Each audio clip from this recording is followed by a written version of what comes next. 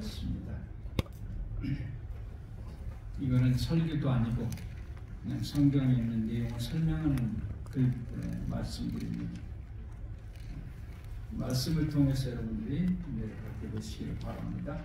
야고보 5장 1절부터 6절까지 있는 말씀을 읽겠습니다. 들으라 부한 자들아, 너희에게 임할 고생을 인하여 울고 통곡하라. 너희 재물은 썩었고 너희 옷은 좀먹었으니 너희 금과 은은 녹이 슬었으니 이 녹이 너희에게 증거가 되니 불같이 너희 살을 먹으리라. 너희가 말세에 재물을 쌓았도다.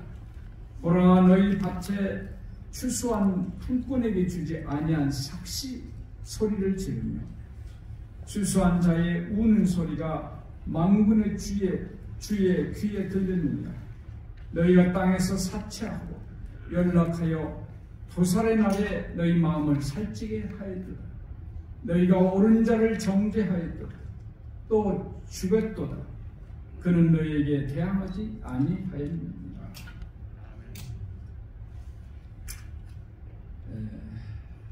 이 야고보 5장 1절로 6절은 모든 인생을 그들의 행위에 따라 심판하시는 하나님의 존재를 망각하고 오직 육신의 안일만은 추구하는 자들이 역사의 끝날에 하나님으로부터 받을 이 심판에 대한 이야기를 지금 하고 있는 것입니다. 오늘은 이 돈에 대한 이야기고 재물에 대한 이야기입니다. 이 돈이라는 뜻이 뭡니까? 이건 한자말이 아니고 우리 조선말인데 그냥 제가 생각할 때는 도니까 이게 돈이라고. 오늘은 내가 가졌다가 내일은 내들은 저기다. 어떤 사람 돈에다 자기 이름 써놓은 사람이 있더라고요. 참 어리석어요. 금방 딴 사람 거들 텐데. 돈을 돌지 않으면 돈이 아니에요. 그런데 세계에서 제일 힘 있는 돈이 어느 나라 돈입니까? 네? 제가 이걸 좀 보여드리려고요. 여기 한가운데 뭐라고 써있어요? 동그라미 안에 우리 시민이 사모님 뭐라고 써있어요? In God we trust. 우리는 하나님을 신뢰한다, 믿는다. 이것은 1851년 11월에 미국의 메릴랜드주에 있는 한 농부가 국가에다가 우리 돈에다가 이런 말을 쓰자고 건의를 했습니다. 근데 그것이 처음에는 우습게 여겼는데 13년 후에 정식으로 미국 의회에서 통과가 돼가지고 이 돈을 거기다 쓰기로 했어요. 돈에다 이 글을. 그래서 $1부터 $100까지 다 이걸 써 있습니다. 그런데 1864년인데 그 전까지만 해도 이 세계의 화폐를 주름잡는 게 어디였어요? 파운드화였습니다. 영국이 세계를 지배하니까 그렇게 했는데 이상스럽게도 이걸 쓰기 시작함부터 이 달러가 세계를 지배하게 됐어요.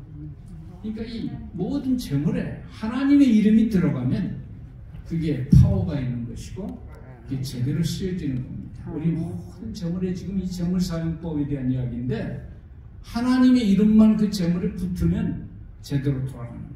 하나님이 빠지면 이거는 잘못되는 겁니다.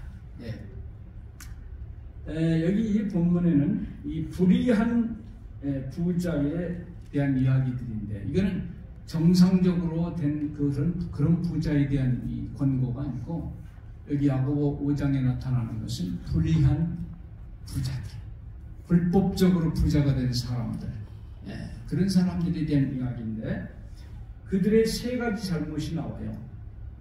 이 첫째는 재물을 절대시하는 것. 재물에 대한 이 가치가 하나님보다 더 높아요. 재물이 최고다. 이게 이제 문제점이라는 겁니다. 부자들의 이 불의한 재물을 가진 사람들의 문제점. 두 번째는 재물을 모으는 방법의 문제점. 재물을 모으는 방법이 잘못된 사람들이야. 세 번째는 모아놓은 재물을 잘못 쓰는 것, 이 사용 문제입니다. 이것들이 잘못됐기 때문에 불의한 재물이라 이렇게 평가를 받는 것입니다. 자, 여기 보면 제일 먼저 재물을 잘못 사용하는 자들에게 이르러 올 고통입니다. 들으라 부한 자들아, 너희에게 이 말 고생을 인하여 울고 통곡하라. 여기 들으라, 이거는 선고조입니다. 이 불의한 부자들아, 들어라. 뭘 들어요? 그들에게 이 말 고통을, 선고를 들으라. 울고 통곡하라. 울고 통곡하라. 우는 것 갖고 안 돼. 통곡까지 같이 해야 돼. 고통스러운 비통을 맛보라. 너희에게 이 말 고생을 인하여 울고 통곡하라. 부는요, 행복의 수단도 되지만 저주의 수단도 됩니다. 그렇습니까? 잘 사용하면은 행복이지만은 잘못 사용하면 없는 것보다 못하다. 이게 부입니다. 그래서 너희의 재물은 썩었고 너희의 옷은 좀 먹었으며 너희 금과 은은 녹이 슬었으니. 여기 현대의 이 재물은 동산과 부동산으로 나눠지면서 현찰 혹은 이제 뭐라고 하죠? 은행 저축이나 동산 움직일 수 있으니까. 부동산은 뭐예요? 부동산은 땅이라든가 건물이라든가 이런 것들이죠. 근데 옛날에는 재물 분류를 이런 식으로 했어요. 여기서 재물이라고 하는 것은 풍부한 부를 뜻하는데 주로 식량에 대해서 재물이라고 많이 했습니다. 요 식량은 썩는다 이 말이에요. 재물은 썩었고 옷, 옛날에 두 번째 부가 옷이에요.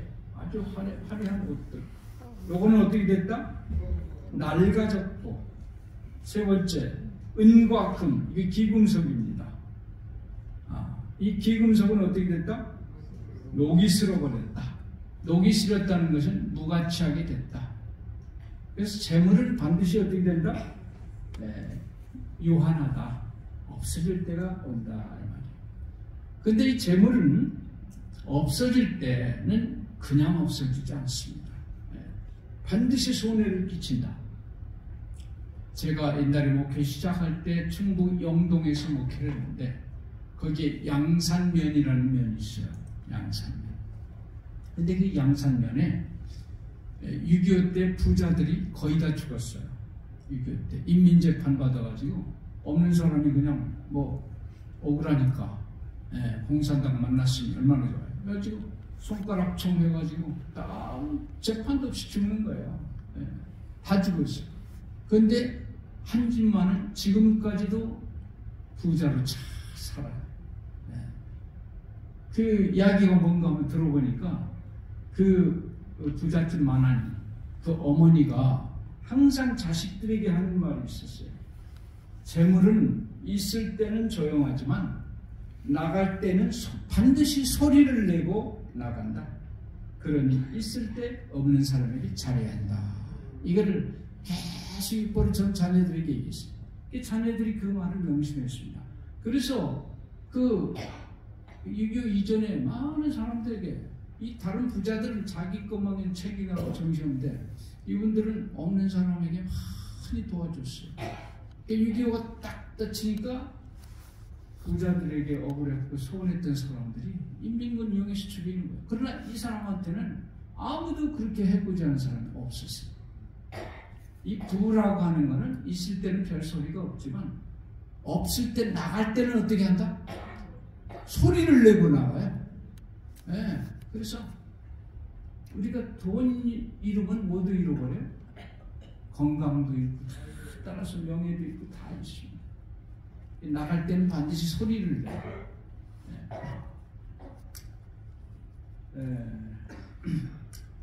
일반 돈도 그럴진데 하물며 이 부정축지자들 이런 사람들은 어떻게 했느냐?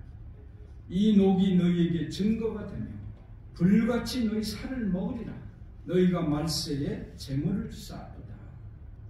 재물을 쌓은 만큼 고통이 크다고 하는 겁니다. 이 은금이 녹슬었다는 것은 그의 마음도 녹이 슬었다고 하는 겁니다. 그래서 그의 고통이 크다고 하는 겁니다. 불같이, 이 불같이는 지옥의 불을 말합니다.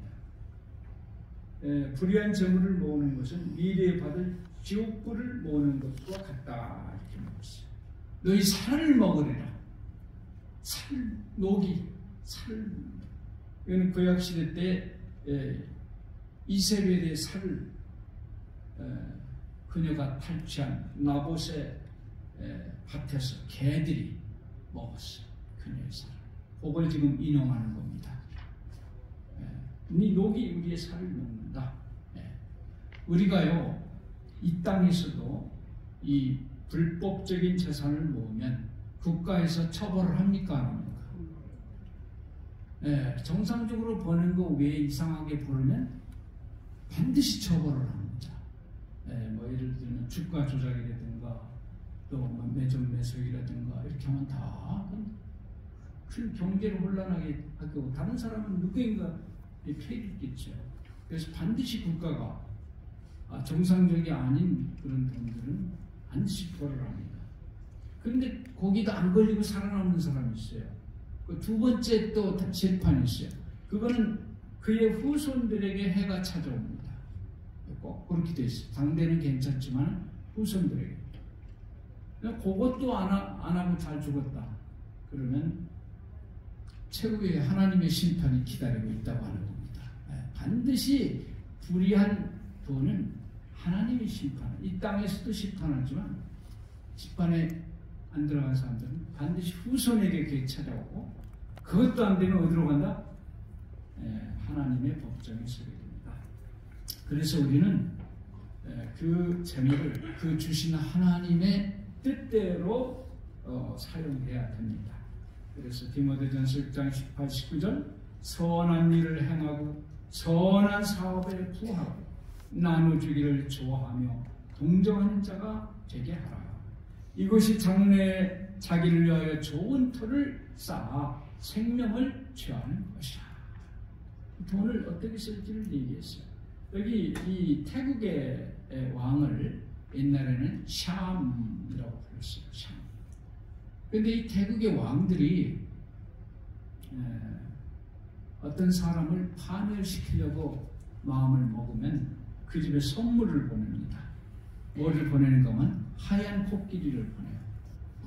이 태국에서는 하얀 코끼리는 신성한 동물로 여김을 받습니다. 이 값으로 따져도 뭐 엄청난 돈이에요. 이거를 보내죠. 이게 좋은 거예요, 나쁜 거예요? 왕으로부터 이런 선물을 받으면 굉장히 좋은 것 같지만 임금은 어떤 사람을 파멸시키려면 그걸 선물을 해요. 근데 그 나라에는 이 하얀 코끼리는 특별 대접을 하게 되죠. 특별히 왕으로부터 선물을 받은 것은 함부로 대할 수가 없습니다. 그래서 이 코끼리는 잘 먹여야 돼요. 누구보다 잘 먹여야 되고 그 다음에 목욕을 하루에 한 번씩 꼭 시켜줘야 되고 아름다운 것으로 장식을 하고 치장을 시켜줘야 되고 잠도 자기가 직접 옆에서 재워줘야 됩니다. 그렇게 세심한 주의를 기울이지 않으면 이건 왕을 모독하는 일이 됩니다. 그래서 이 왕에게 미움을 받아가지고 이런 코끼리를 받은 사람은 평생 이 하얀 코끼리에 매여가지고 코끼리를 입히고 먹이고 잠재우고 치장하고 돌보다가 전 재산을 다 날리고 합니다. 그래서 파멸을 하게 되는 겁니다. 예. 그래서 그 나라의 흰 코끼리는 경배의 대상이자 동시에 파멸의 대상인 겁니다. 예. 오늘날 사탄이 현대인의 마음과 가정에 흰 코끼리를 보내가지고 파멸을 시킵니다. 그거 치장하고 그거 돌보느라고 인생을 망쳐요. 예. 사단이가 우리에게 흰 코끼리를 보내주고 있어요. 그래서 재물을 행복의 수단이며 동시에 저주의 수단. 잘 쓰면 큰 복이 되지만 조금만 잘못 쓰면 오히려 없는 것만 못해요. 파멸시킵니다. 여러분 돈 가지고 파멸된 사람 많이 봤습니까?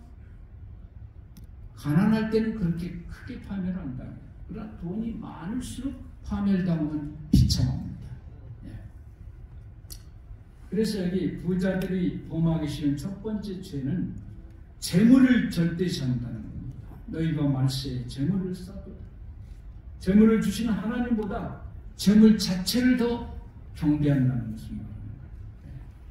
그래서 여기는 이 말세의 재물을 쌓도다. 재물을 쌓은 시기에 대한 이야기입니다. 어떤 때 이 말세의 재물을 쌓은 게 더 큰 잘못이라는 거예요. 이 야고보 사도가 이걸 기록할 때는 AD 1세기에 있어요. 근데 그때를 말세라고 지금 얘기하고 있습니다. 이 주님의 백성들에게 있어서는 언제나 말씀입니다. 인간을 위해서 하나님께서 하실 일은 다 하셨어요. 그때 이미 십자가를 통해서 구원의 복음이 다 전달이 됐습니다. 우리에 대한 구속의 경륜이 다 이루어졌고 하나님께서 인간에게 베풀 수 있는 은혜는 모두 베푼 시기입니다.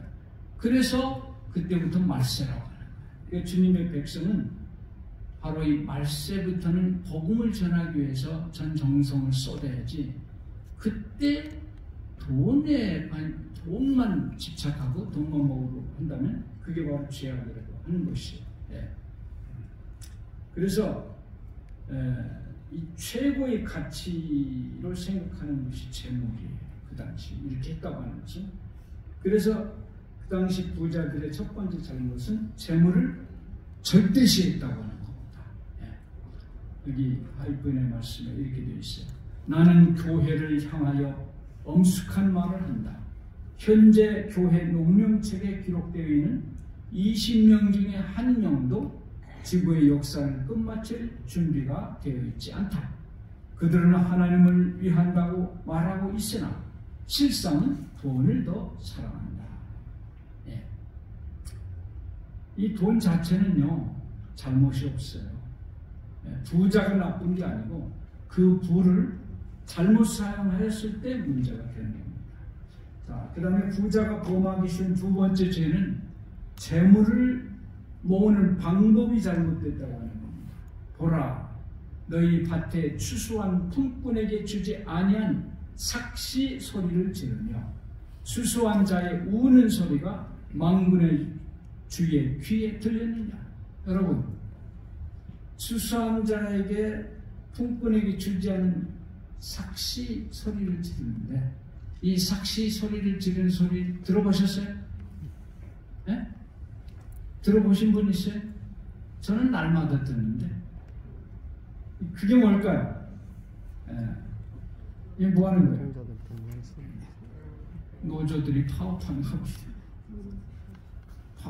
파업이 뭐예요? 돈 더 달라는 거예요. 품삯 더 달라 이거예요. 품삯 더 달라. 이게 2000년 전에 야고보 사도가 그 당시는 이게 없었어요. 역사에 이게 나타난 게 현대예요, 현대. 근데 그때 이미 2000년 전에 요 예수님 재림 직전에 삭시 소리 지를 거 다 아시고 삭시 소리를 지른다. 돈도 달라.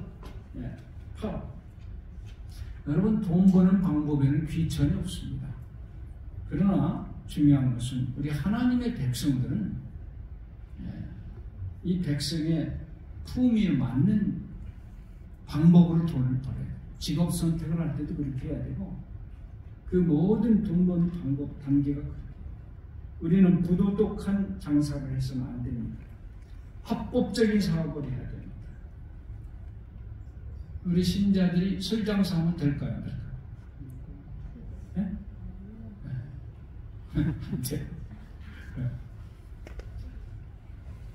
네. 제가 충북 영동에서 목회를 하는데 가게에 이제 아줌마가 아저씨가 있어요. 그 집에 술도 팔고 담배도 잘 팔고 있더라고요. 근데 그걸 어떻게든 못하게 해야 되겠는데 이 얘기를 했어요. 교회 안 나올 줄 알았더니 딱 끊어버리고 다른 걸 또 하더라고요. 근데 그분이 그거만 하는 게 아니고 그 물건을 가지고 조그만 가게에다 배달을 하고 그래서 또 살아요. 근데 술 돌리는 게 그게 제일 인물인 것 같아요. 잘 팔고. 근데 그거를 하지 말라고 그러니 참 기가 막히죠. 근데 순종을 했는데 지금은 얼마나 부자가 됐는지.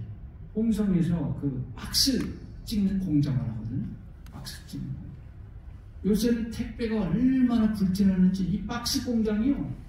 옛날보다 몇 배가 커졌고 인원을 막 몇십 명을 쓰고 있어요. 그때는 혼자 있거든요. 내 애가. 그 술, 담배 팔았다면 그렇게 안 됐을 거예요. 하나님께서 복을 주신 거예요. 그래서 개처럼 벌어서 정승처럼 쓰자 이런 말도 있잖아요. 근데 이건 부도덕하지 않고 어떤 걸 해도 괜찮아요. 뭐 쓰레기를 해도 좋고 뭘 해도 좋지만은 부도덕한 거는 안 된다. 그리스도인의 품위에 맞아야 된다. 그다음에 부자가 범하기 쉬운 세 번째 죄는 돈을 쓰는 방법이 잘못되는 거예요. 여기서 말하는 부자는 다 정상적인 부자가 아니에요. 여기 보면 야고보 5장 6절에 너희가 땅에서 사치하고 연락하여 도살하는 날에 너희 마음을 살찌게 하였도다. 너희가 옳은 자를 정죄하였도다. 또 죽였도다. 그는 너희에게 태양하지 아니하였느니라. 이 부자가 법의 힘을 이용해 가지고 얼마나 많은 사람, 돈의 힘을 이용해서 어렵게 했는지 모릅니다.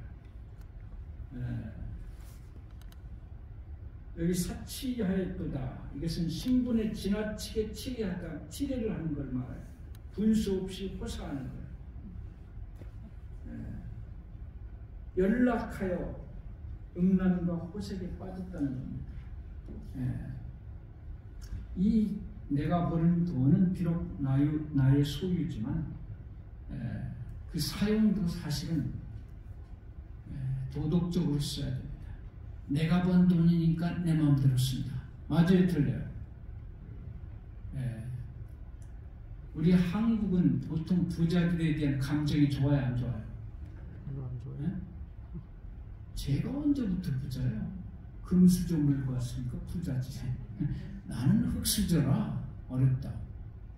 되게 이제 부자에 대한 감정이 조금 안 좋아요. 근데 미국은 안 그래요. 부자들을 부러워하고 존경합니다. 왜 그럴까요? 이분들은요, 사회 환원을 많이 시켜요. 그래서 제가 그 세계적인 기부자 명단을 살펴보니까 대부분 미국 사람이 상위는 다 들어있더라고요. 뭐 유럽도 부자가 많은데 상위는 거의 미국 사람. 그러니까 존경을 받습니다. 한국 부자들은 아무게 하면 욕부터 해요. 미국 부자는. 그래서 제가 보니까 2020년 작년 2월 23일 포브스 보고에 의하면 1등이 워런 버핏인데 461억 불을 기증했어요. 우리나라 돈으로 60조 204억 원입니다. 조가 얼마예요, 조? 만억이요, 만억. 그 다음에 두 번째가 빌 게이츠. 옛날에 빌 게이츠가 1등이었는데 지금은 2등이에요. 334억 불, 43조 4,855억을 기부를 했어요. 세 번째가 조지 소로스인데 181억 불 기증했어요. 이거는 23조 5,655억 원을 기증했어요. 이렇게 쓸 때 멋있게 쓰자는 말이죠. 여기 보니까 실물교훈에 이렇게 되어 있어요. 금전에 큰 가치가 있는 까닭은 그 금전이 큰 선을 할 수 있습니다. 금전이 하나님의 자녀의 수중에 있을 때 그것이 줄인 자의 양식이 되고 목마른 자의 음료가 되고 헐벗은 자에게 옷이 됩니다. 또 그것은 압제받는 자에게 방어가 되고 병든 자에게 도움이 됩니다. 그러나 금전을 생활 필수품을 마련하고 다른 사람에게 복을 끼치게 하고 그리스도의 사업을 전진시키는 목적 외에 사용할 것 같으면 그 금전은 모래와 마찬가지로 무가치한 것이다. 같은 금전이라 할지라도 같은 만 원이라도 어떻게 쓰느냐에 따라서 이게 100만 원, 1000만 원어치가 될 수도 있고 정말 없는 것만 못하는 그런 돈도 될 수가 있습니다. 그래서 우리는 부에 대한 욥의 자세를 배워야 합니다. 이 욥이요, 이 사단하고 하나님하고 1차적인 토론의 주제가 뭔가 하면 욥이 왜 하나님을 경배하느냐, 하나님이 좋아서 하나님을 경배하느냐, 하나님이 복을 주셨기 때문에 그것 때문에 경배하느냐, 어떤 겁니까? 1번입니까? 2번입니까? 1번. 그거를 내기를 하는 거예요. 그래서 하루아침에 자기 재물 다 없어졌습니다. 그 다음에 난 자식들도 10명, 아들 7과 딸 셋 다 죽었습니다. 그러고 난 다음에 욥이 대답을 해요. 그게 이제 정답이 뭐냐? 욥이 뭐라고 말합니까? 욥기 1장 21절에 가로되 내가 모태에서 적신이 나와 싸운지 또한 적신이 그리로 돌아가오니라.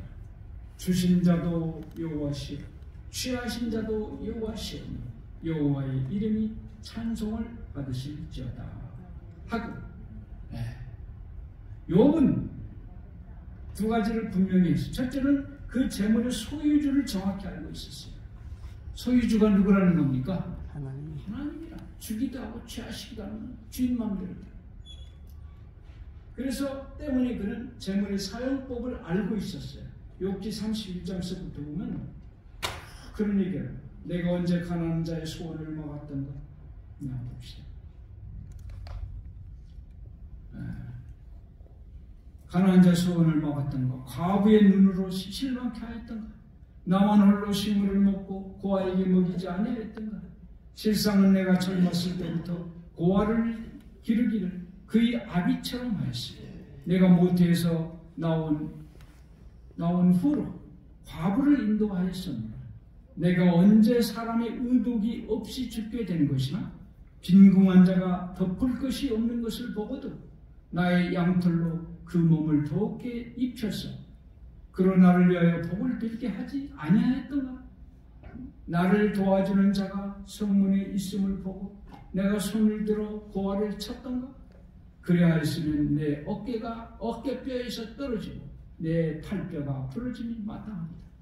이 욥은 그냥 부자가 아니에요. 의인이에요. 돈 가지고 절대로 허투르지 않아요. 돈을 아주 멋있게 쓰세요.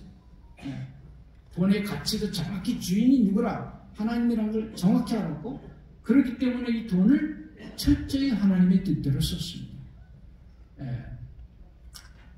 욥의 소원이 뭘까요?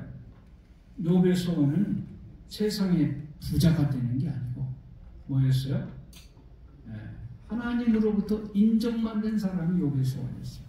거기 보면은 욥기 31장 24절, 내가 언제 금으로 내 소망을 삼고 정금대로 너는 내 의뢰하는 바라 하였던가.